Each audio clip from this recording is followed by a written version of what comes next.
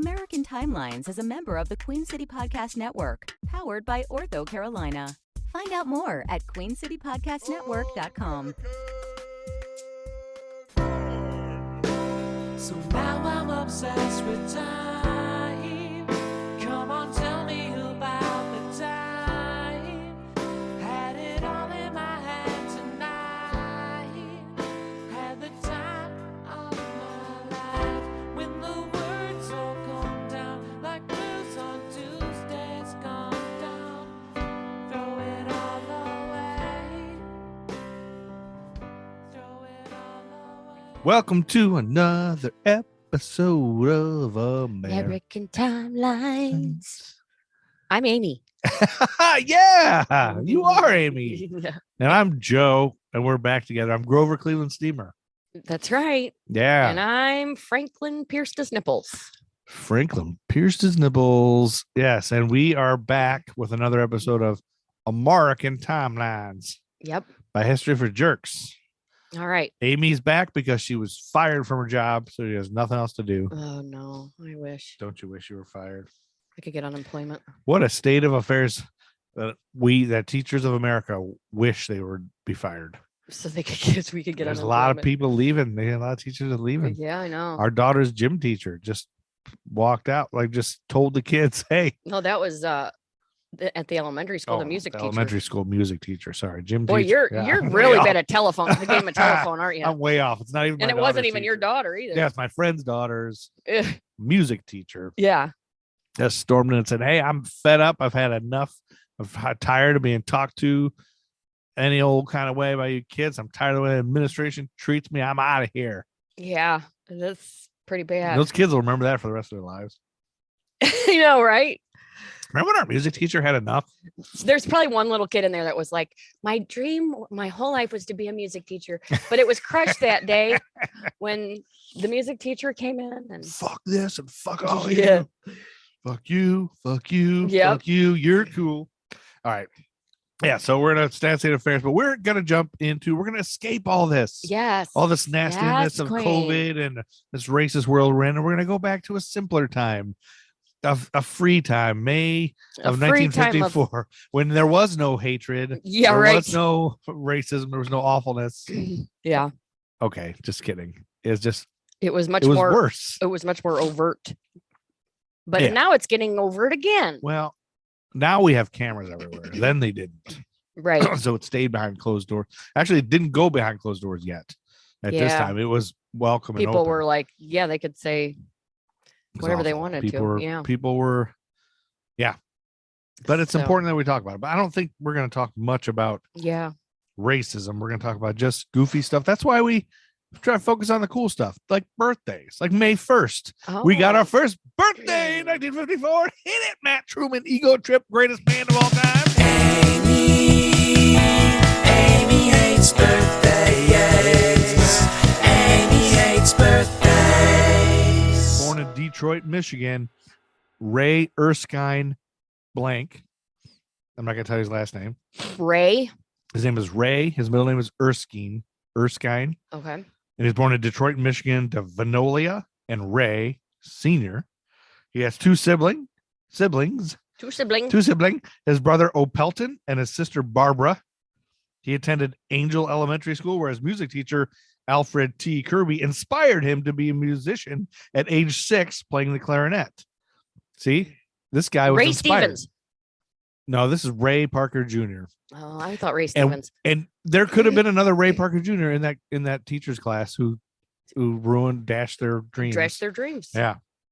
Ray Parker Jr. was born. He attended Cass Technical High School in the 10th grade. He's a 1971 graduate of Detroit's Northwestern High School, red and gray, home of the Colts. Notable alumni include John Conyers, United States Congressman, Melvin Franklin, the bass singer for the Temptations, and Casey Keenum. All went to the same school. Oh, Now goodness. that's something you know. But I've always thought, are you aware of Ray Parker Jr.'s career? Did he sing the Ghostbusters theme song? Yeah. That's about all I know about That's it. all I thought he did. I thought he was a one-hit wonder that did nothing but that.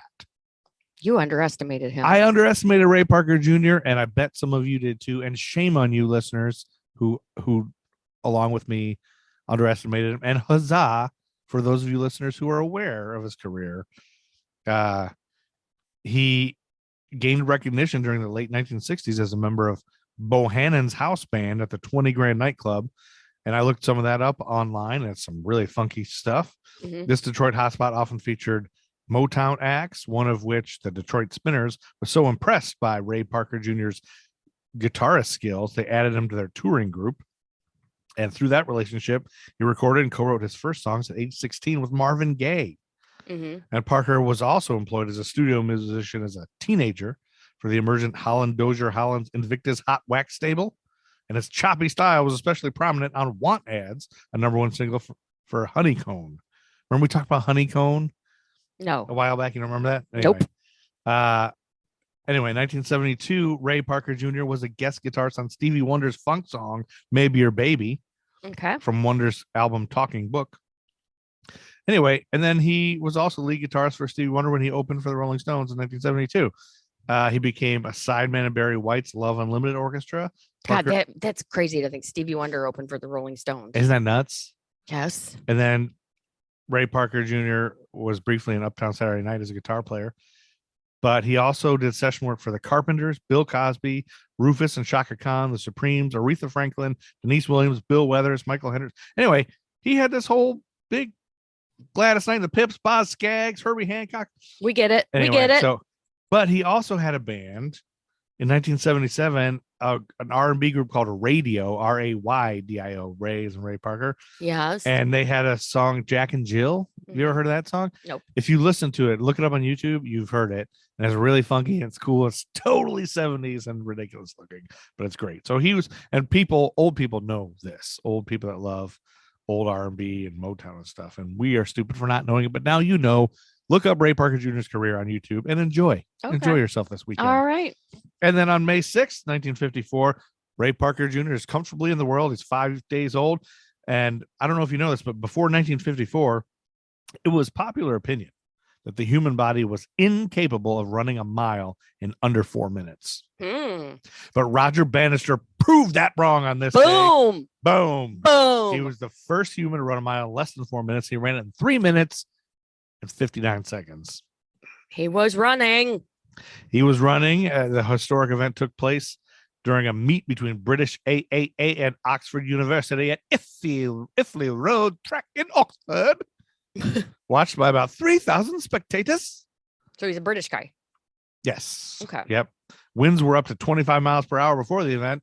And Bannister said Whoa. twice. Maybe he was times. running with the wind and it No, pushed he- him along a No, little bit. before the race, he said this. He preferred not to run, and because it was too Windy. windy and awful, he'll try again another time. But right before the race was scheduled to begin, the winds dropped Oh. and he ran.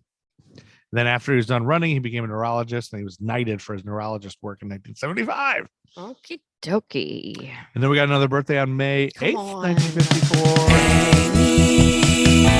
Amy hates birthdays. Amy hates birthdays. David Keith, the actor, was born in Knoxville, Tennessee. I only did him because I thought it was Keith David, who's a cooler actor. But David Keith and Keith David should be in a movie together called David Keith. All right. We're Davids. moving on. Okay, he was born in Knoxville, Tennessee, and his cousin is Mike Keith, and play-by-play announcer for the Tennessee Titans. And then on May 16th, 1954, Ted Williams got 8 hits in one game. He was a DH. Mm-hmm. The first time he did that since breaking his collarbone. And then May 17th, we got some serious business to get to, Oh. which you okay. probably know a lot more about this than me. But before we get to May 17th, 1954, we got to backtrack a little bit. Okay. We have to go back to 1896 Mm-hmm. when the Supreme Court ruled in Plessy versus Ferguson Yes. that racially segregated public facilities were legal, That's right. so long as the facilities for Black people and white people were equal. Mm-hmm. That's a big joke because they never were equal. Right. They never were. So the ruling constitutionally sanctioned laws barring African Americans from sharing the same buses, schools, and other public facilities as white people, known as Jim Crow laws. Mm-hmm. And it established a separate but equal doctrine that would stand for the next 6 decades. That's right. Fast forward to the early 1950s. Yeah. And the National Association for the Advancement of Colored People was working hard to challenge segregation laws in public schools. And they had filed lawsuits on behalf of plaintiffs in states such as South Carolina, Virginia, and Delaware. And in the case that would become most famous, a plaintiff named Oliver Brown filed a class action suit against the Board of Education of Topeka, Kansas in 1951, after his daughter, Linda Brown, was denied entrance to Topeka's all-white elementary schools. So everybody, you always hear about Brown versus Board of Education. So this is it. It's Oliver Brown, his daughter, Linda Brown, in Topeka.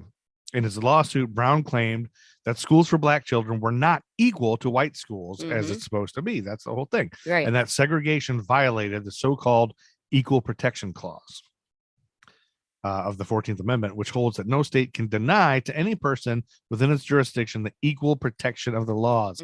Equal. Right. It's supposed to be equal, not bullshit equal.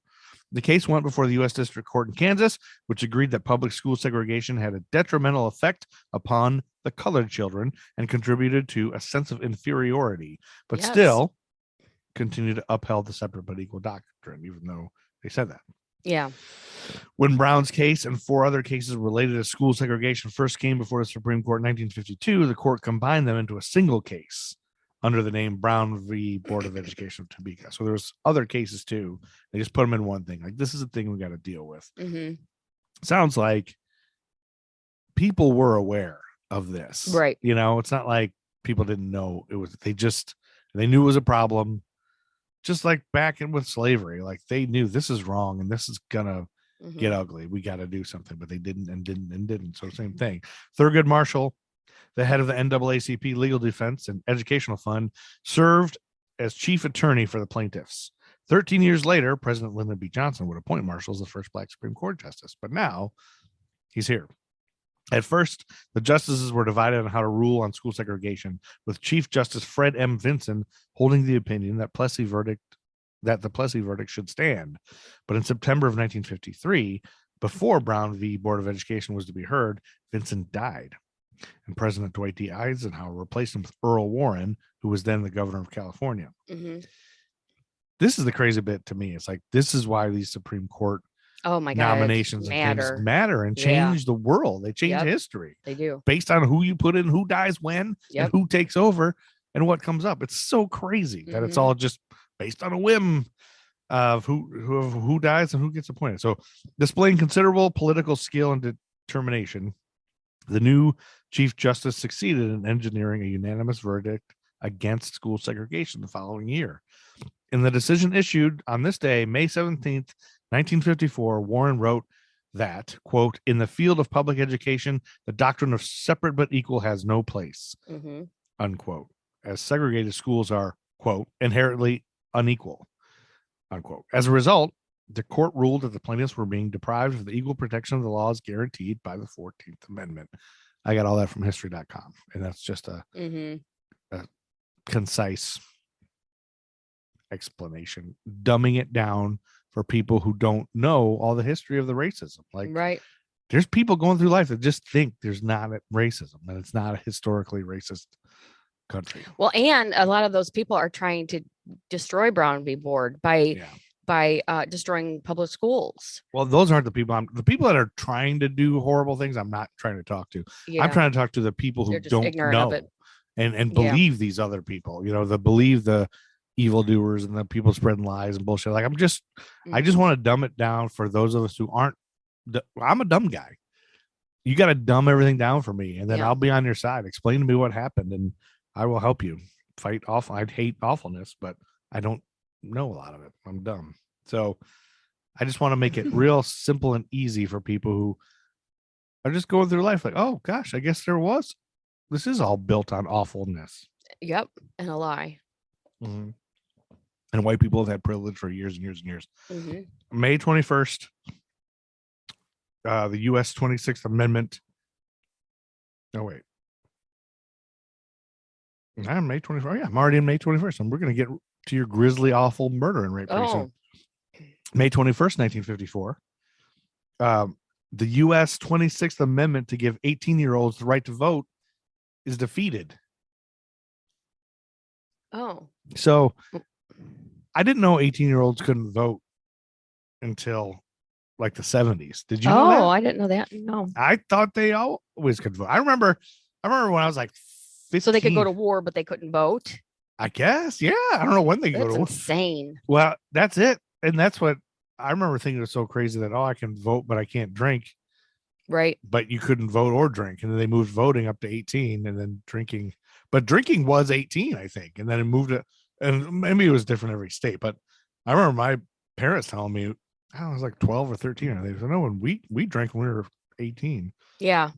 And in And New 6 Orleans, it's still 18. Well, in some places when you were 16, you could drink like a third beer or whatever those were Oh, called. right. 30, I don't know.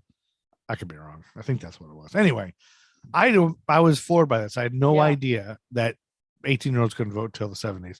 The 26th Amendment to the U.S. prohibits the state and federal government from using age as a reason for denying the right to vote to citizens of the United States who are at least 18 years old.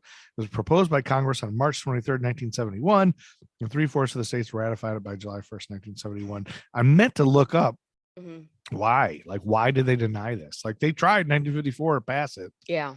and most people said no, Right. no, don't give them the right to vote. And I think I wonder what the politics surrounding that think they decision was. yeah, I mean, you're probably were. There's probably people knowing that if the young people get in, they're going to vote for a different party. or The something. liberal, probably, Maybe. because young people always skew liberal. Could be. Did they always, though? Maybe. Probably. I think youth Yeah, the rock and roll. They more wanna be different. idealistic. And So maybe that was why, or maybe they people just get more thought conservative as they age too, is what they say. that's true. Well, maybe they just thought maybe people just thought, well, 18-year-olds aren't smart enough or they're not informed enough or something. I don't know. I don't know what the Yeah. argument was. I totally meant to look that up a little bit, but I didn't. I got busy. And then on May 22nd, 1954, Mhm. Robert Zimmerman was bar mitzvahed. A guy in Minnesota. In What? Hibbing, Minnesota, a guy was bar mitzvahed. And why are we talking about it? Because that guy happened to be Bob Dylan. Oh, Robert Zimmerman. Yep. that's Yeah, right. Robert Zimmerman. And it's really exciting we know that date because according to bobdylan.org.uk, the article called Bob Dylan and the Lost Bar Mitzvah Tapes by Gabriel Emanuel goes into the fact that they found these tapes. They have audio recordings of his bar mitzvah. Oh, And they Pastor Wendell Helgeson of the Wesley United Methodist Church in Hibbing, Minnesota, discovered this rare artifact in the basement of the church on Easter Sunday. It was an audio tape recording from the days before the church moved in and took over the mortgage from the former owners, the Agudath Achim Synagogue, okay. which closed its doors in 1964 due to a dwindling local Jewish population. When Pastor Helgeson dusted off and activated the old Sony reel-to-reel, he was intrigued at first by the melodic chanting, which he assumed to be the young men's Hebrew choir. It turned out to be the synagogue cantor's own recordings of each boy's bar mitzvah rehearsal. He was about to turn off the tape when he heard a distinct voice that he immediately recognized. I would know that nasal sound anywhere. Yeah. Pastor Wendell said, bursting with hometown pride. No mistaking that voice belonged to the prodigal son of Hibbing, Bob Dylan. He recognized Bob Dylan's voice Yeah. on a recording of Bar Mitzvah. Of course, it's not like you just be, holy shit, that sounds like Bob Dylan. I mean, it's in the hometown. Everybody knows he's from there when they found it. Right. But yeah, so they found this old tape, and I have to read this quote from somebody. They were really trying to authenticate the tape, I guess, for a Mhm. while, and they were trying to find somebody that was around then. But most of the Jewish community of Hibbing had migrated to the Twin Cities and beyond. But the pastor found one old-time resident, Isidore Goldfine of Goldfine and Sons Fine Furniture on Main Street. He swore by the tape and he said, quote, "That's him, all right," says the 77-year-old Goldfine. After the pastor played a sample from the tape, the warbling shrill, resembling more the high notes of the famous singer's harmonica than his gravelly voice today. "I was at Bobby's bar mitzvah, and let me tell you, he was no Pavarotti and no Sinatra either," recounts Goldfine, who still bides his days puttering around the furniture shop now run by his son Stan. "He was just like the rest of us Jewish kids who took lessons after school from an old itinerant rabbi with a white beard and black hat who lived above the jukebox joint." Abe and Betty, Bobby's parents, had promised Bobby a transistor radio and a guitar for his bar mitzvah. I guess they had some kind of an idea where he was headed, though Bobby never kept in touch with anyone after he left, at least not as far as I know. They say he's been back once or twice, but never let anyone know. There you Okay. go. Bob Dylan's bar mitzvah tapes. All right. Let me know who gets the movie rights for that story. Hey, I would watch that movie about finding Bob Dylan's bar mitzvah tapes. Yeah. You don't think that was? I was just picturing that old man saying that. Old man is all grizzled. Oh, riveting. All right. You know what? What? American Timelines isn't always riveting. No, Okay. That's true. You said that again. Hey, but now it gets riveting because we're going to introduce murder. Well, we'll see. May 24th, 1954. Now the ball's in your court, Miss Boring, Miss Bored Out to Tears. Once you spice it up with some grisly murder and get us on the edge of our seats. All right. Get So us scared. I'm prefacing this. You're going to preface it? Yes. The Oh, I love only prefaces. thing on the internet Yeah.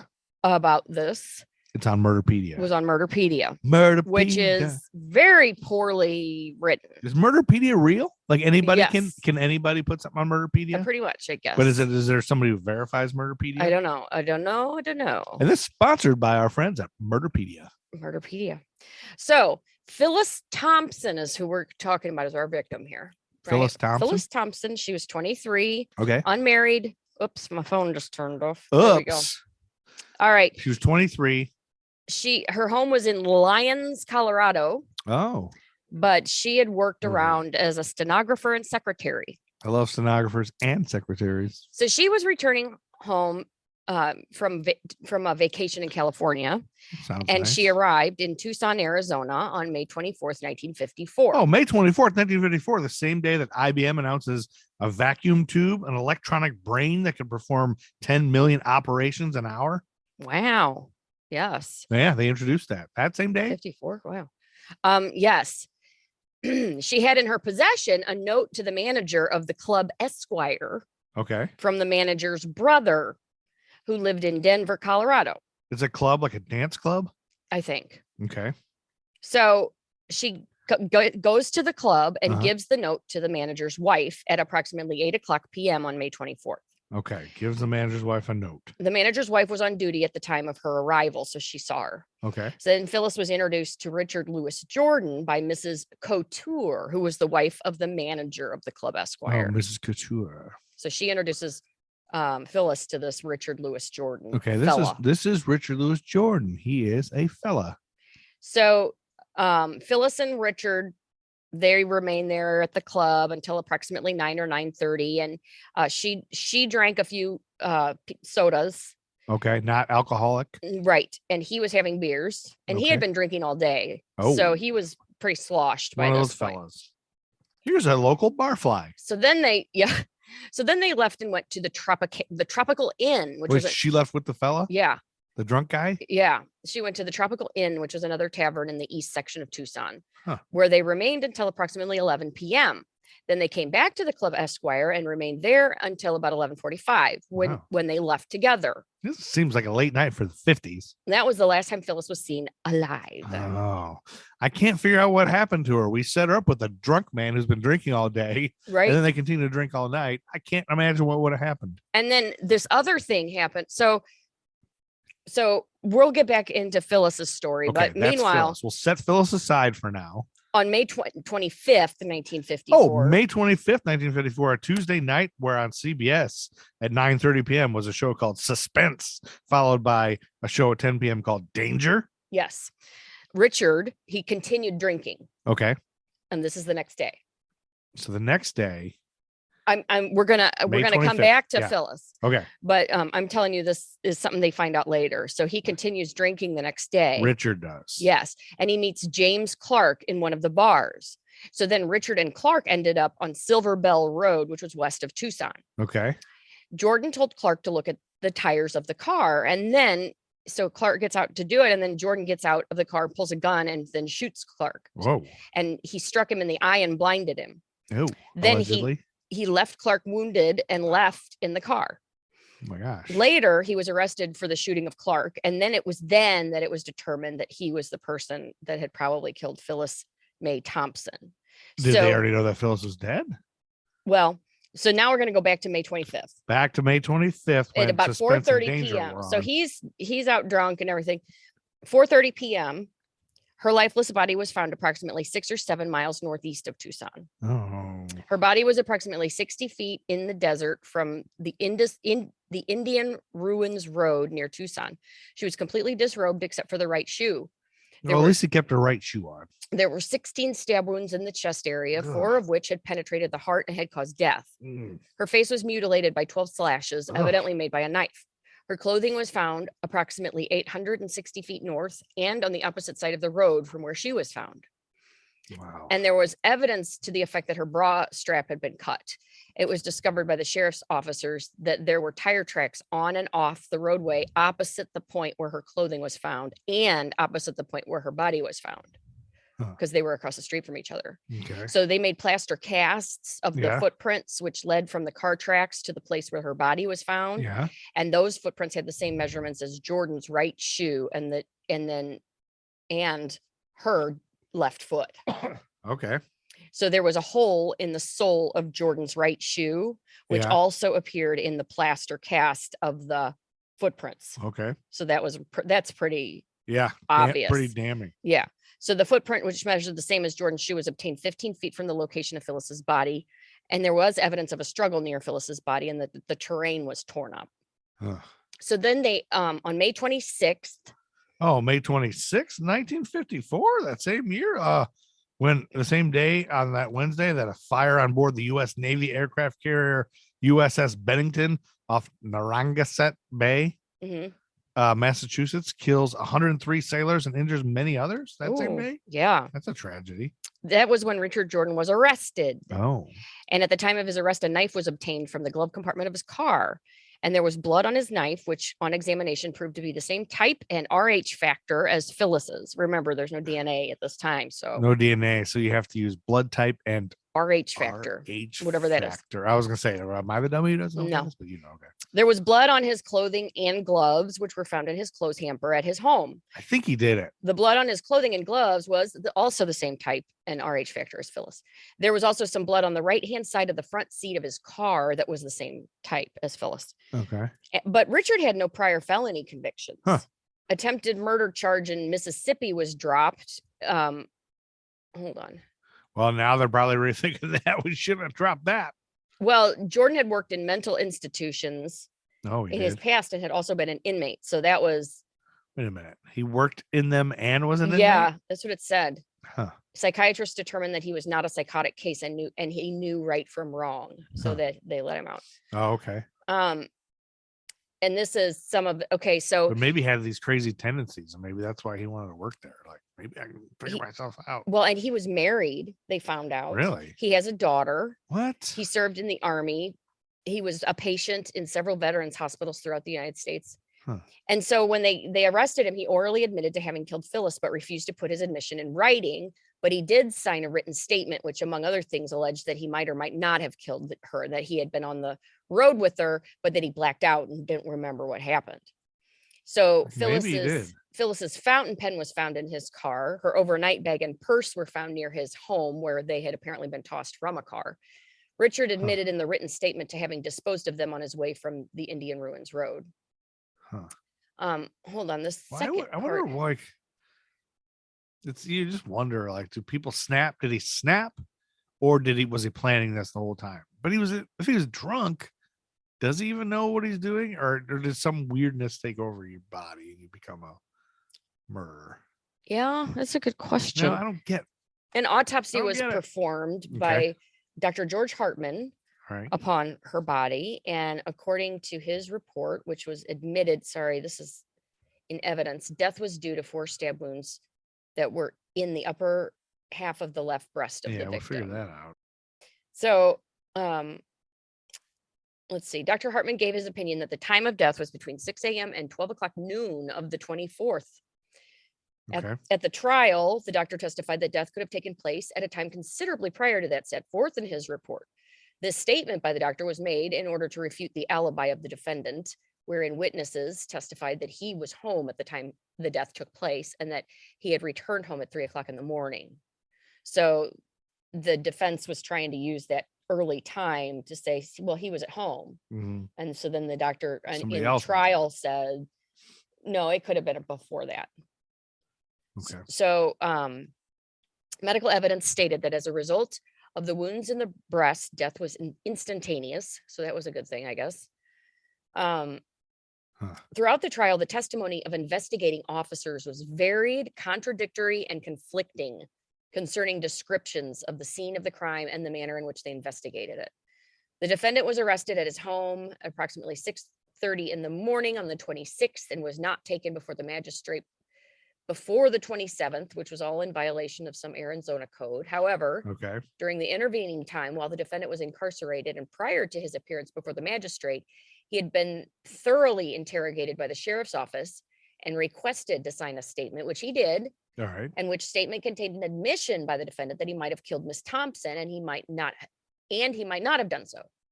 Okay. So then the counsel for the defendant objected to that, introducing that statement, but was overruled by the trial court.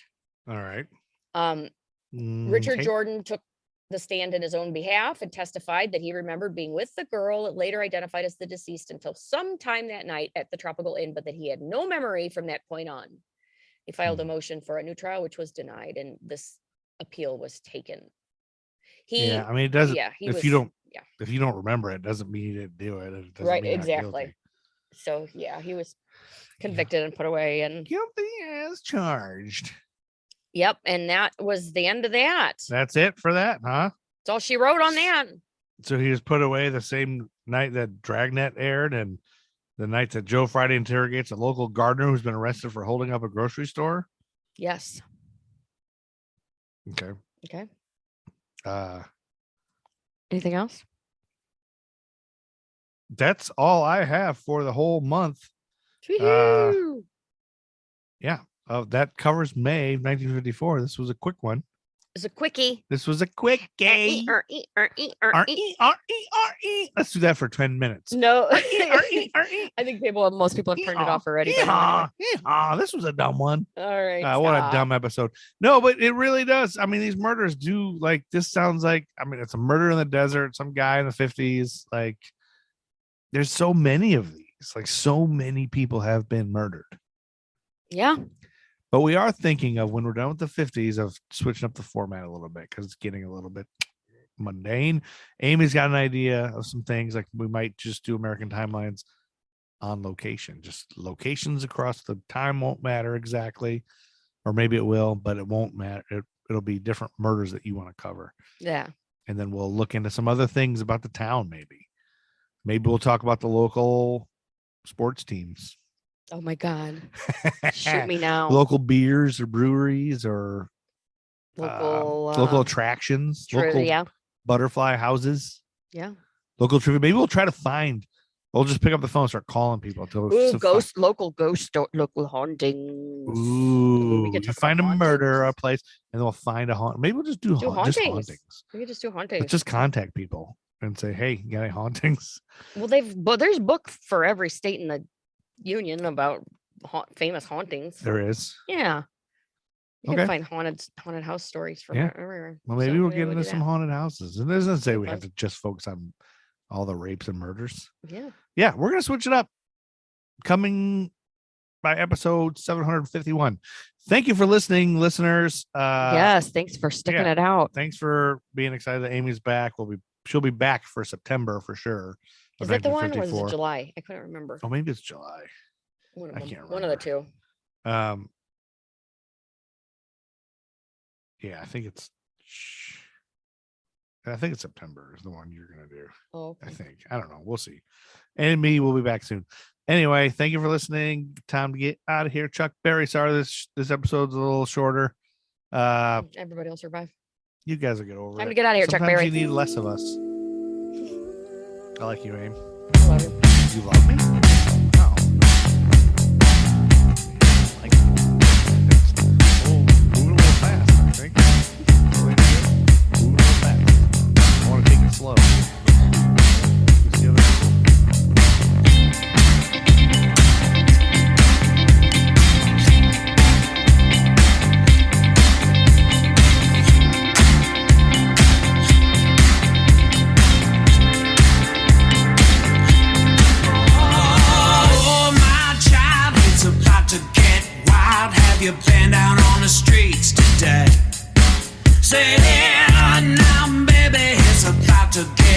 crazy, everybody's got something to say. We got 10,000 people screaming, oh my God, it's over, but they're never gonna take us away. So you better get believing there's a brand new feeling. If you're asking, I say stay awake, stay awake. I know you feel it on the inside. Matt Truman Ego Trip is the greatest band of all time. Buy their music.